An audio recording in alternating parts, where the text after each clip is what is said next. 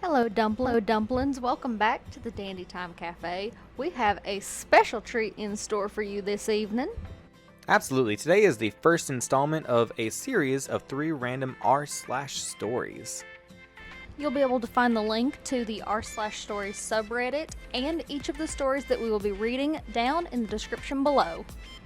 And of course, we would like to give a special thank you to all the authors who have given us permission to read these stories here. We appreciate it, and once you guys, we will always keep it honest. No stealing stories from here.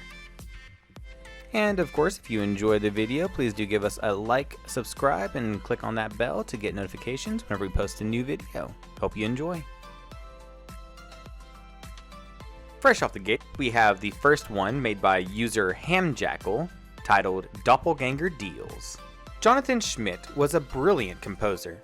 He and Wolfgang traded barbs and opening shots before young Mozart captured the crowds with his energetic symphonies. Jonathan would sit at his concerts and try in vain to discern what separated their talents. He, like Mozart, was a prodigal son of the shining city of Vienna. His production matched his contemporaries' furious pace. His weekly allowance from his tailor stock family barely covered the vast amount of paper needed for his new creations. Nary a wet pot of ink could be found in his study, and yet the public passed over Jonathan's work without opening a single ear to it. All they wanted was Mozart, and Mozart duly obliged. As the years pressed on, a rapidly aging and pessimistic Jonathan became desperate for recognition. A dark turn of fate found him between the dusty back shelves of an occult bookstore. The owner ensured customer privacy and let a few guests roam through the hidden store. Jonathan, left unattended by reason or company, found a cracked leather book with a picture of 2 identical snowflakes on it. No title on book, so he peeked inside. Written in Old German was a spell to conjure a demon called Doppelganger. Jonathan parted with his meager allowance and dashed back to his home to dive into the dark promises the book hinted at. A stormy night found him curled in bed with a lamp perched on his bedside, casting a warm glow upon the tanned pages. The book spoke of the doppelganger being able to grant your greatest wish, but warned of breaking the deal you must make for it. A gust of wind howled as he thought of his greatest wish and how the wind should be the ravenous cries of a hungry audience, hungry for his brilliant work, and not of a man compiling ribald songs like Lick My Ass. Jonathan would show the crowds what they were missing. He waited a full week before peering into the book again. He wanted to make sure that he wished to go forward with the deal. Whatever that may entail from a demon, or if anything would happen at all. Still, Jonathan found ample supply of motivation with every Mozart poster and corner conversation he had to hear as the public remained enraptured by Wolfgang's showmanship. Now 26 years old and weary from a decade of failing to catch up to his once comparable rival, Jonathan readied himself for the ritual. Bringing the spellbook to the old woods to the west of town, darkness crept forward every step he drew away from the city. Armed with a swinging lantern that squeaked and a modest black cloak, Jonathan marched until he found an old heart tree. The tree stood tattooed with carvings from young lovers proclaiming their undying affections, and a grim reminder that only the bark remembered them. Rise and be found. Rise and be one. Rise and bond with me so that your time can come. Come forth, doppelganger. I call you. Past dark reaches of hell, I command you, come forth. His voice broke with the last line. His yell became a yip as the woods swelled with shadows. Silence fell. No woodland critters made a peep. And Jonathan Schmidt stood alone in the forest for only a second more. Before he watched himself step forward from the trees. You called for me, the demon, wearing his face, said. It slipped forward, languid in its movements. Jonathan knew he'd never walk with such grace. I summoned you. I'm your master now, and I want to make a deal, Jonathan said. His pale hand shook as he clenched the book. Master, is it? Have you got a name? Jonathan Schmidt. Full name, and so easy. Didn't your book tell you that names have power? It's not my full name, demon, and stop speaking like I've made a mistake. You're standing here, so I know I've done this right. A smug grin crossed the doppelganger's face. You may yet be right. So, what is it you desire? Recognition. I deserve to be known for my symphonies. I'm as good as Wolfgang, if not better. But all the people talk of is Mozart. He's not even some musical god. He's just a composer, just like I am. So, you want the same attention that he gets? Is that what you want? Jonathan let out a heavy sigh. His shoulders slumped. The book dangled from his fingers. Yes, I want the same attention, he said. And what will you trade for it? The demon said. Black sclera flashed at Jonathan from his own face. My talent. It should have gotten me the attention by itself, but here I stand in the middle of the dark forest with a demon. So yes, my talent. I have no use for it anymore, but you will. Usually I bargain for a little more, but it's been an awfully long time since I've gotten to play. I'll take it. Your talent is mine, henceforth and forevermore. Break our covenant, and I will consume your soul. Deal? Deal, Jonathan said, stepping forward to clasp the demon's hand. They shook, and a burst of dark smoke poured forth from the demon's mouth and pressed into Jonathan's. He struggled in vain to stop it, and collapsed on the ground. Now then, we got some music to make. The demon snapped his fingers, and the two of them disappeared from the woods. Months passed, and the city of Vienna fell in love with an upstart composer named Jonathan Schmidt. Fans said his brother came and watched every single performance he had. Twins weren't common, but they seemed a rare pair. Rarity aside, the audience focused on the bombastic symphonies Jonathan produced. Words fell away with each progression of his works. You couldn't describe them in earthly words any more than you could detail the outlines of God. Salvation echoed from the concert hall, and Jonathan stood ready to guide them. Soon, years passed, and the composer found himself on a lavish estate. The gilded walls were a far cry from his leaky apartment and meager allowance. But not everyone found joy at the abundant success. His twin brother drifted around the grounds like a specter. Despair seemed to emanate from his very being. The real Jonathan learned the cost of his deal with the demon years past when he stood in a private study with Wolfgang. He asked Jonathan to play him a sample of his newest symphony, as Wolfgang found himself captivated by the unique and bold progressions as the rest of the audience. But Jonathan couldn't oblige his request. The keys fell stiff and unyielding under his fingers. His deal had robbed him of even the ability to play simple scales. Jonathan made an excuse of aching hands to Wolfgang and promised to play it for him another time. Afterward, Jonathan sat alone in a far corner of the estate and played the scales until scar tissue broke under the repeated tappings of an insistent spirit.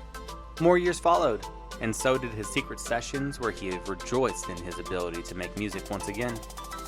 The fame and wealth were thin substitutes for the warmth of artistic growth. The shifting melodies let his heart soar higher than it ever had. So high that he forgot to play quietly, and an old deal still rings true if both sides are around to benefit. A furious clang broke through the room as a fist descended on the keys beside him.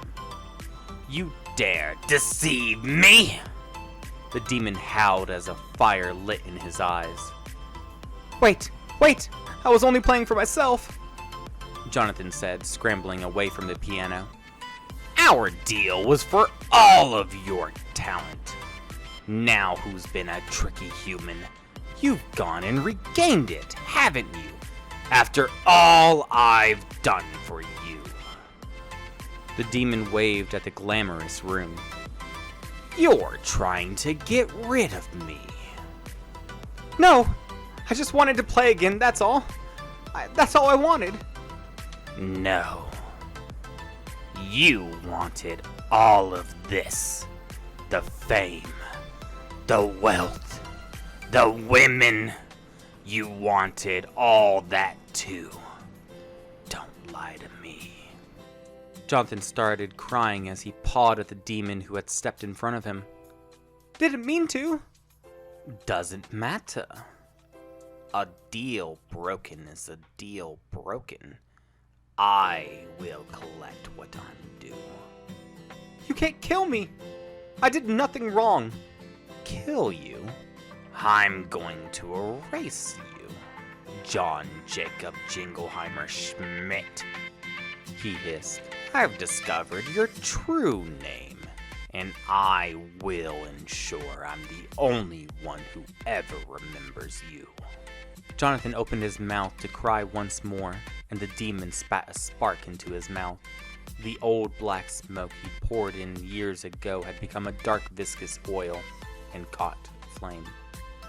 The demon stared at the immolated man and began to hum a tune before finding the right words. John Jacob Jingleheimer Schmidt. His name was my name too. And with that, the demon broke free from their contract and into the world. A world that magically discovered the jingle of a name that felt familiar yet fuzzy. The doppelganger broke loose into a world that contains consequences for actions, no matter the intentions. So when I go out, the people always shout, John Jacob Jingleheimer Schmidt, la la la la la la la. Alright, our next story is Edge of the Lake by the Reddit user Tragic Horror. Let's just jump into it. I stand at your grave.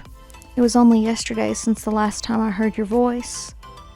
I think back on our beautiful adventure. We are taking a walk, going nowhere fast. The trail is unoccupied. The sun peeking through the gaps of each and every branch that intertwined with one another above our heads. We come across an opening, 2 trails, left or right. We pick the road to your right.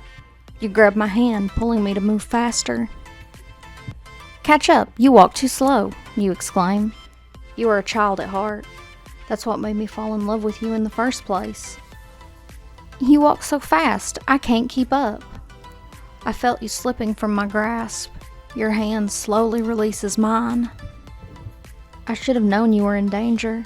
You kept letting me trail further away from you, almost like you were preparing for this day to come. I will always have to chase you. There is a lake. I open up our picnic basket and take out the squares of cheese that I cut up for the 2 of us. You never eat what I pack, claiming that you don't like cheese anymore. I stand up and walk to the edge of the water. Come join me, please. You glide your way to my side. I still love you, you tell me as your hand snakes around my waist. You hug me to your chest. I look into your beautiful brown eyes. You look the same as you did when we were in our 30s. I'm 40 now. I know you do. I love you too. If you love me, you need to let me go. You begin to cry. I wipe the tears from your eyes.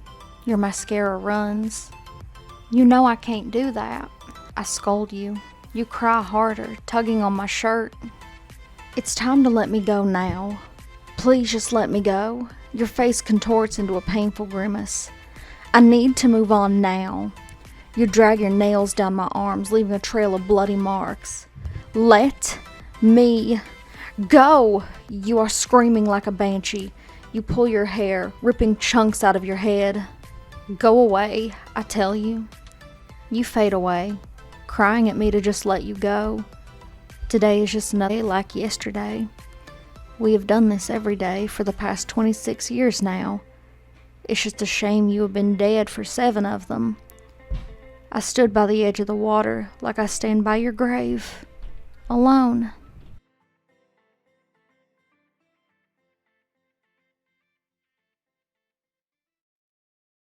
What a great 2 stories so far. The next one we're going to finish things off with is The Sound of Nothing by user Don Solo. The street signs all read the same thing they did before. The streets even look the same, but something's different. I can't place it, but something isn't right. It's almost like something's missing. It's very quiet here, now that I think about it. I can hear the birds chirping. I can even hear my boots clack against a paved sidewalk as I stroll towards home. It's almost eerie how quiet everything is. This town is normally filled with sounds of heavy traffic, sirens, and crowds of people, but not today, I guess. Which is strange, because how could I be the only one out right now? As I walk, I see an old man. He looks homeless. I can tell due to his tattered clothes and wild hair and beard. As I walk by, he looks to me and says, "Penny for your thoughts, young man." Normally I'd drop a $5 bill in his hat, or cup, and keep walking, but today I stopped. Something about this man struck my curiosity, so I shared my thoughts. "Why is it so quiet?" I asked, stopping in front of him while digging my wallet from my back pocket and looking around curiously. He looked to me and said, "Everyone's home." I paused for a moment. "Oh, that's right, we're not supposed to be out right now," I said, handing him the $5 bill. As I continued on, I started to think. It's almost as if I had forgotten about the quarantine. I start to question myself. How could you forget about a global pandemic? It's the only thing people have been talking about for months. I guess I was on autopilot. I must have woke up, got ready, dressed, and left without even thinking. Things have been rough lately, though, so I guess that would explain it. Everything is different now. The streets do look the same, but everything is so quiet and bleak. So quiet that it's deafening to be outside. I used to take walks to clear my head. The sound of this town being alive drowned out my overactive mind. The problem is, though, the town isn't alive anymore. So my walks have just been me overthinking. I start to think of how I've been the past few months. The only word that comes to mind is restless. I say out loud as I see my building approaching. I haven't been sleeping well enough because my mind is cluttered. I start to reach for my keys to unlock the door, but I guess in my haste to leave, I didn't grab them. My mind was so ready to be out of my apartment that I left my keys resting on the wooden bowl next to my door. Idiot, I mumbled as I looked to the ground and start to laugh to myself. It starts to thunder. The clouds had been dark and dreary, but I didn't think much of it.